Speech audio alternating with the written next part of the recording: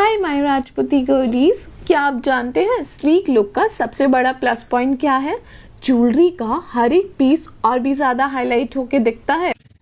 Hair को sleek और polish बनाने के लिए मैंने एक अच्छा सा हेयर ब्रश यूज़ करा है ताकि कोई भी फ्लाई अवे और बेबी हेयर ना दिखे। उसके बाद थोड़ी सी वैक्स ली है और नीटली बालों को सेट किया है ताकि पूरा फोकस हमारी ज्वेलरी पर रहे। फिर सबसे पहले मैंने रखड़ी पहनी है, फिर मेहंदी पहनी है, फिर उसके बाद में मैंने सीश फुल पहने हैं, फिर सुंदर से इयररिंग्स पहने हैं। उसके बाद में एक लास्ट टचअप के लिए मैंने गजरा पहना है। स्लीक हेयर के साथ हर एक डिटेल और भी स्टनिंग दिखती है। सो एक बार आप ज़रूर ट्राई करें और अब थोड़ी सी एलिगेंस के साथ कुछ स्टनिंग पोसेस लगती हो। और अगर आपको भी ये वैक्स चाहिए तो प्लीज़ कमेंट कर दो वैक्स मैजिक, मैं आपको लिंक भेज दूंगी।